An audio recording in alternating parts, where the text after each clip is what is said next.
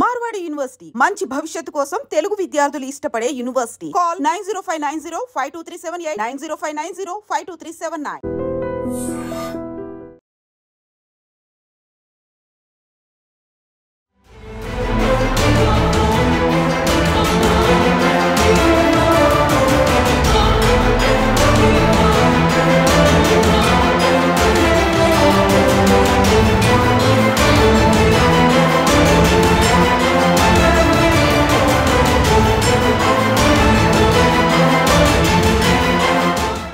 Hi guys, welcome to I dream. నేను మీ చాణక్య. ఎప్పుడైతే పాకిస్తాన్ మన ఇండియా మీద దాడి చేసిందో, అది కూడా పహల్గావ్లో, అక్కడ మెయిన్గా అంతకంటే ముందు జరిగిన కొన్ని హింట్స్ అనేది కూడా వచ్చింది. మెయిన్గా అది ఎలానో ఏంటో అనేది కూడా చూస్తాం. ప్రస్తుతం ఇండియా తీసుకుంటున్న కొన్ని డేరింగ్ స్టెప్స్ అనేది కూడా ఒకసారి చూస్తూ ఉంటే, మరి రాబోయే కాలంలో ఖచ్చితంగా పాకిస్తాన్కి మాత్రం పంబరేగిపోయేలా కూడా సమాధానం మన ఇండియన్ ఆర్మీ ఇవ్వబోతుందని కూడా అర్థమవుతుంది. ఎస్, అండ్ ఒకసారి ప్రీవియస్గా అబ్జర్వ్ చేసుకుంటూ ఉంటే, చైనా ఎప్పుడైతే తన పక్కన ఉందని చెప్పేసి మరి విర్రవీగుతుందో పాకిస్తాన్, అసలు అడ్డు అదుపు లేకుండా మరి మొన్న బంగ్లాదేశ్లో కూడా చూసాం. యూనస్ ఖాన్ని మరి అక్కడ దేశాధినేతగా పెట్టారు.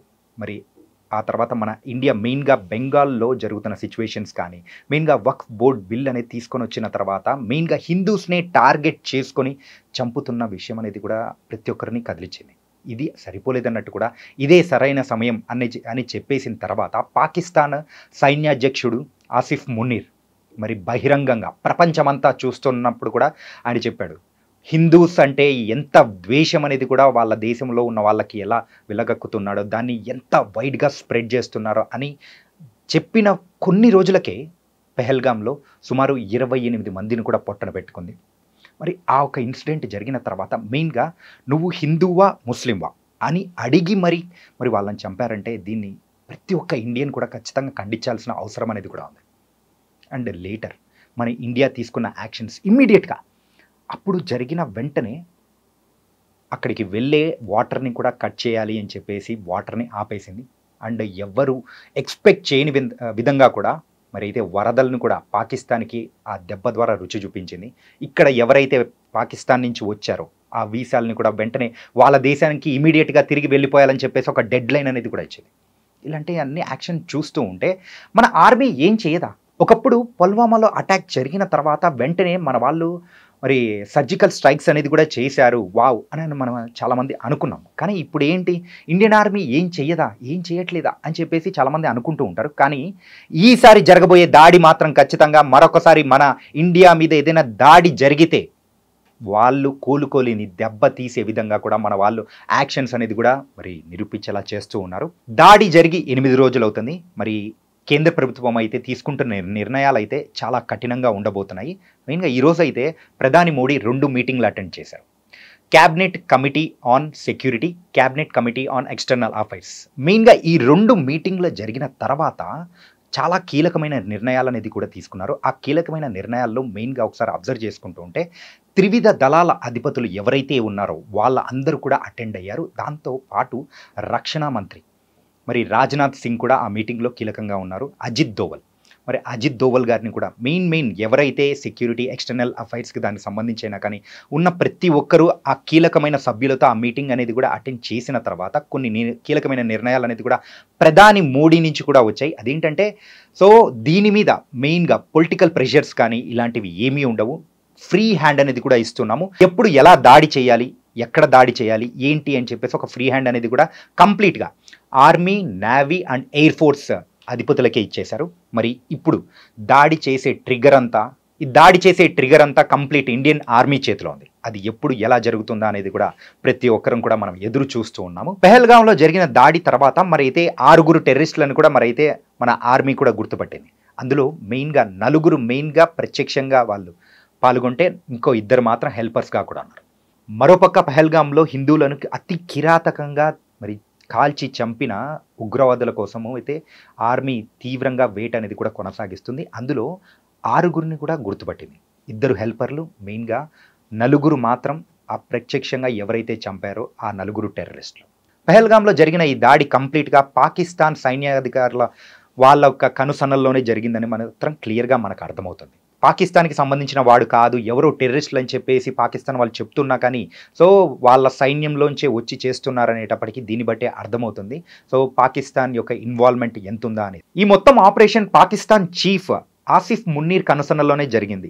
మెయిన్గా ఎందుకు ఇలా అంటున్నామంటే ఐఎస్ఐ మరియు లష్కరే తోయబా వాళ్ళ ఆధ్వర్యంలో శిక్షణ తీసుకున్న పాకిస్తాన్ మిలిటరీకి సంబంధించిన వాళ్ళు ఇందులో డైరెక్ట్గా ఇన్వాల్వ్ అయ్యారని చెప్పేసి క్లియర్గా అర్థమవుతుంది. పహల్గామ్లో దాడి జరిగిన తర్వాత పాకిస్తాన్ నుంచి మాత్రం భిన్న అభిప్రాయాలు అనేది కూడా ఎదురవుతున్నాయి. మెయిన్గా వేరే మీడియాతో మాట్లాడుతున్నప్పుడు వాళ్ళ రక్షణ మంత్రి అయితే ఇది మేము చేశాము అయితే ఏంటి అని ఒకరంటే, ఇంకొకరైతే మేమైతే ఇండియా వైపు మా ఒక న్యూక్లియర్ హెడ్స్ వార్ హెడ్స్ అనేది కూడా మేము ఎక్కువ పెట్టున్నాము, చూసుకుందాం ఏమవుతాయి అవుతుందంటారు.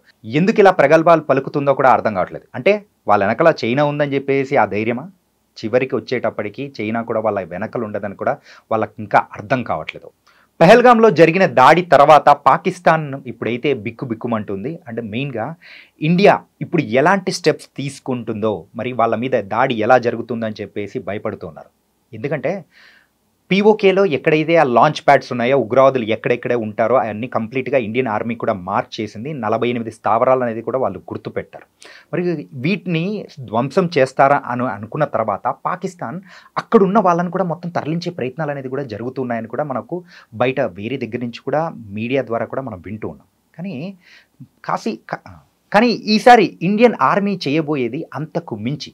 ఎప్పుడైతే పుల్వామా దాడికి దానికి ప్రతీకారంగా కేవలం సర్జికల్ స్ట్రైక్స్ మాత్రమే చేసిన ఇండియా ఈసారి ఉగ్రవాదం అనేదే లేకుండా చేయాలనే దృఢ నిశ్చయంతో ఈసారి ప్రభుత్వం అడుగులు అనేది కూడా జరుగుతూ ఉన్నాయి.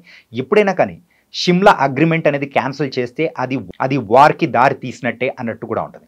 సో ఈసారి ధైర్యంగా ఇండియా అయితే అలాంటి స్టెప్స్ అనేది కూడా తీసుకోవడం మనం చూస్తూ ఉన్నాము. కేవలం లాంచ్ ప్యాడ్సే కాదు, పీఓకేలో ఉన్నదే కాదు, మరి ఆ దేశంలోకి వెళ్ళి ఉగ్రవాదులను మట్టు పెట్టాలని చెప్పేసి ఉద్దేశం మాత్రం క్లియర్గా స్పష్టమవుతోంది.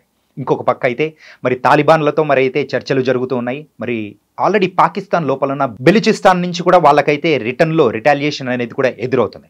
ఇన్ని సమస్యల మధ్యలో పాకిస్తాన్ మనతో ఎన్ని రోజులు అనేది యుద్ధం చేయగలుగుతుంది? చూస్తూ ఉంటే పిచ్చుక మీద బ్రహ్మాస్త్రమే. కానీ దీన్ని మాత్రం అంత ఈజీగా వదిలిపెట్టకూడదు. మెయిన్గా మన దేశంలో ఎవరైతే వాళ్ళకు సపోర్టర్స్ ఉన్నారో వాళ్ళని కూడా కంప్లీట్గా తీసేయాలనే ఉద్దేశం మాత్రం సో ఇన్సైడ్ నుంచి అవుట్ సైడ్ నుంచి ఆ స్టెప్స్ అనేది కూడా వచ్చే ఎలాంటి వాటినైనా కానీ కఠినమైన నిర్ణయాలతో ముందుకెళ్ళాలని కేంద్ర ప్రభుత్వం మరి రాబోయే స్టెప్స్ మాత్రం క్లియర్గా అర్థమవుతోంది. నిన్న అర్ధరాత్రి సడన్గా 1 గంట ప్రాంతంలో మరి Pakistan information minister Attaul Tarar press meet పెట్టి మరో 24 గంటల నుంచి 36 గంటల్లో పాకిస్తాన్ మీద భారత్ దాడి చేయబోతుందని మా దగ్గర క్రెడెన్షియల్ ఇన్ఫర్మేషన్ ఉంది అని చెప్పేసి బల్లగుద్ది మరీ చెప్పాడు. ఇప్పుడు పాకిస్తాన్లో పరిస్థితి ఎలా ఉందో తెలుసా? ప్రతి ఒక్క మినిస్టర్ రావడం ఎలాగోలా ఇండియాని భయపెట్టాలని చెప్పేసి చూస్తూ ఉండడం, అండ్ వాళ్ళకు సపోర్ట్ ఏ దేశం నుంచైనా ఎవరైనా ఇస్తారా అని చెప్పేసి వాళ్ళు ప్రతి ఒక్క దేశ అధినేతలతో మాట్లాడడం అనేది కూడా జరుగుతుంది. కానీ నిన్న ఒక గమ్మత్తైన విషయం అనేది కూడా జరిగింది. టర్కీకి సంబంధించిన ఒక ప్లేన్ పాకిస్తాన్లో ల్యాండ్ అయిన వెంటనే మన మీడియాలో కూడా కొన్ని కథనాలు అనేది కూడా వచ్చాయి. మెయిన్గా టర్కీ పాకిస్తాన్కి సపోర్ట్ చేయబోతుంది, ఆయుధాలకు సంబంధించిన ఫ్లైట్ కూడా ల్యాండ్ అయింది. దీన్ని బట్టి చూస్తూ ఉంటే Turkey complete supported to the Pakistan అన్నారు. కానీ టర్కీ నుంచి ఒక అఫీషియల్ అనౌన్స్మెంట్ అనేది కూడా వచ్చింది, మేము ఎవరికి సపోర్ట్ చేయడం లేదు, అది కేవలం రీఫ్యూలింగ్ కోసం అక్కడ పాకిస్తాన్లో ల్యాండ్ అయింది, రీఫ్యూలింగ్ అయిపోయిన తర్వాత వెళ్ళిపోయిందని కూడా వాళ్ళు కూడా కరాఖండిగా చెప్పారు. మరి ఇప్పుడు పాకిస్తాన్ వెనకాల ఎవరున్నారు? పాకిస్తాన్ ఆర్మీ చీఫ్ ఆసిఫ్ మున్నీర్ వాళ్ళ కుటుంబ సభ్యుల్ని, మెయిన్గా అక్కడ మినిస్టర్స్ ఎవరైతే ఉంటారో వాళ్ళ కుటుంబ సభ్యులను అందరినీ కూడా వేరే దేశాలకు పంపించేశారు. ఇప్పుడు ఆర్మీ చీఫ్ ఆసిఫ్ మున్నీర్ కనిపించడం లేదు. అంటే ఇలాంటి సమయంలో ఎక్కడ లేదే వెళ్ళిపోతున్నారు. మరి సైన్యాధ్యక్షుడే అలా వెళ్ళిపోతూ ఉంటే ఇంకొంతమంది, సో ఇన్ని వేల మంది జవాన్లు అండ్ దాంతోపాటు ఆఫీసర్లు వీళ్ళందరూ కూడా రెసిగ్నేషన్ పెట్టేసేసి ఆర్మీ నుంచి వెళ్ళిపోతున్నారు. పాకిస్తాన్లో ఇలాంటి విచిత్రమైనది కూడా జరుగుతూ ఉన్నాయి. కానీ మన ఇండియా విషయానికి వచ్చేటప్పటికి యుద్ధం అంటే మన దేశం కోసం ఏదైనా చేయడానికి ఉన్న మన జవాన్లు, దేశం మీద అమితమైన ప్రేమతో ఉన్న మన జవాన్లను చూస్తూ ఉంటే వాళ్ళకి చెప్పాలి మనం సెల్యూట్.